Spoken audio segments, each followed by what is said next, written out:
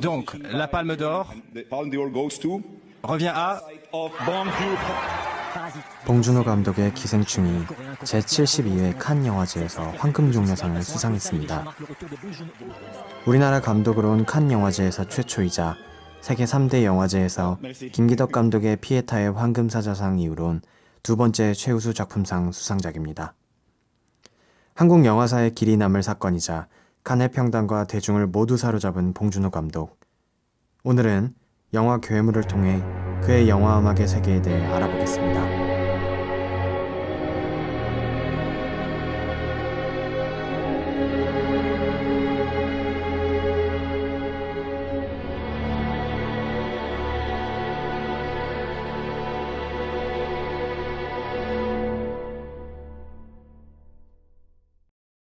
영화 괴물의 음악은 우리나라의 기타리스트이자 영화 음악가로 활동 중인 이병호 씨가 음악을 담당했습니다. 총 40곡의 노래로 구성되어 있으며 괴수 영화인 만큼 전체적인 음악의 분위기는 공포와 스릴러적인 측면이 강조되어 있습니다. 하지만 이런 와중에도 몇몇 노래는 아주 튀는 구성을 보이고 있는데 그 몇몇 곡 중 하나가 우리가 아주 잘 아는 한강찬가 Before A3입니다.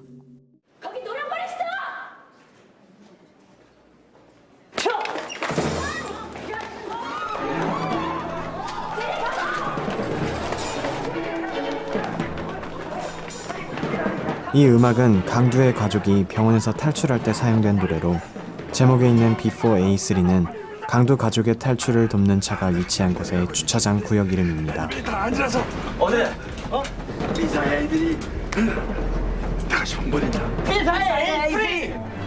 이 노래는 마치 서커스 유랑단에서나 나올 법한 그런 분위기를 내는데 실제 이병호 작곡가도 이 긴박한 상황의 장면이 굉장히 코믹하게 연출되어 더 우스운 분위기를 내는 음악을 넣는 것에 고민을 했었답니다.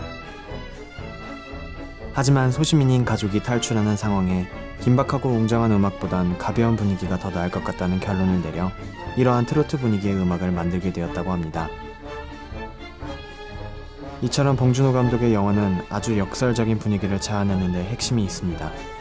괴물에서의 가족들의 상황은 현서가 괴물에게 납치되어 굉장히 암울한 상황이지만 행동이나 음악으로 우스꽝스러운 구성을 하여 아주 아이러니한 상황을 연출하는데요.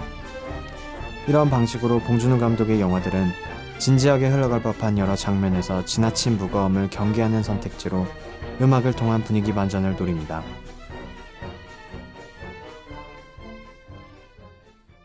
비슷한 장면이 영화에서 또 등장하는데요. 바로 괴물과의 마지막 전투씬 장면입니다. 괴물과의 최종 사투에서 괴물을 쇠파이프로 찔러 눕힌 강두는 죽은 자신의 딸 현서가 아닌 현서가 지키고 있던 한 남자아이에게로 걸어갑니다. 그리고 아이를 안고는 현서에 대해 묻습니다. 이때 흘러나오는 음악은 새 식구 버전 2입니다. 이 노래가 버전 2라는 제목을 달고 있는 만큼 버전 1도 있는데요.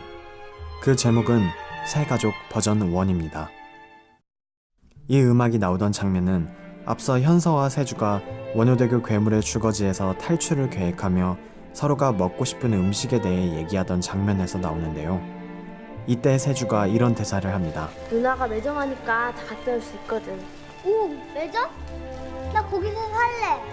바로 감독은 이미 강두가 딸을 잃고 새 가족을 받아들이게 될 운명을 음악의 동일성을 통해서 보여준 것이나 다름없겠네요. 다시 원래의 얘기로 돌아와 보겠습니다. 강두가 세주를 안는 장면은 괴물을 쓰러뜨리고 마침내 자신의 딸을 찾는 영화의 클라이막스 격인 감격스러운 장면입니다. 하지만 봉준호는 또다시 이곳에서 절제를 하며 서정적인 멜로디가 나오는 음악을 사용합니다. 관객들로 하여금 또 한 번 지나침을 경계하고 이 영화는 단순히 괴수를 때려눕히고 다같이 감격하는 영화가 아님을 음악을 통해 드러냅니다. 이렇게 서정적인 음악이 지나간 괴물과의 사투 후에는 어떤 큰 성취감과 통쾌함보다는 쓸쓸함과 우울함이 더 남게 되는 역설적인 분위기를 만들어냅니다. 그리고 영화는 바로 엔딩 장면으로 흘러갑니다.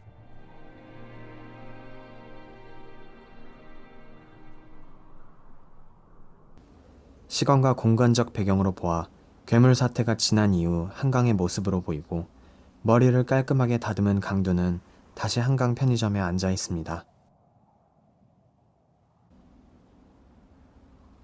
그는 여전히 괴물의 사태 이후 한시도 안심을 놓을 수 없었는지 자신의 옆에 총을 두고 눈 내리는 겨울의 한강을 감시하고 있습니다.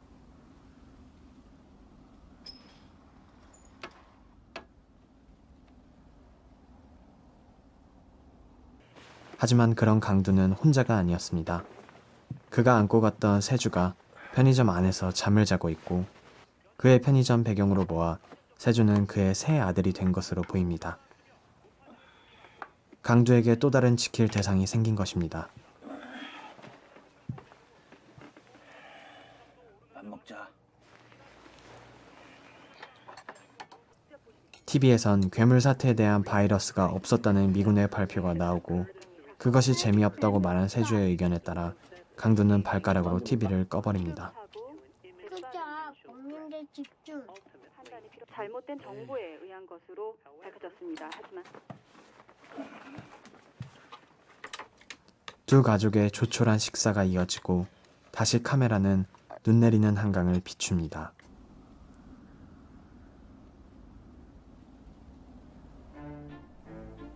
한강 창가. 대한민국의 기적같은 산업화와 발전을 우리는 한강의 기적이라고 말합니다. 하지만 그 몇십 년간의 압축 성장 속 우리 대한민국의 격동의 세월은 순탄치만은 않았습니다. 그때마다 민중의 힘, 즉 소시민들, 우리 자신의 힘은 적절한 시기에 뭉쳐 큰 변화를 만들어내었습니다. 이처럼 영화 괴물은 여러 정치적, 사회적인 문제를 직접적으로 보여주지만 그 문제를 해결함에 있는 주체적인 인물은 강두와 가족들이라는 것을 보여줍니다. 한강창가, 그것은 우리가 이뤄놓은 거대한 부흥의 결과만을 노래하는 것만은 아닐 것입니다. 지금도 눈 내리는 한강을 감시하는 강두의 눈빛, 아니, 이 땅을 살아가는 우리들의 책임을 노래하는 건 아니었을까요?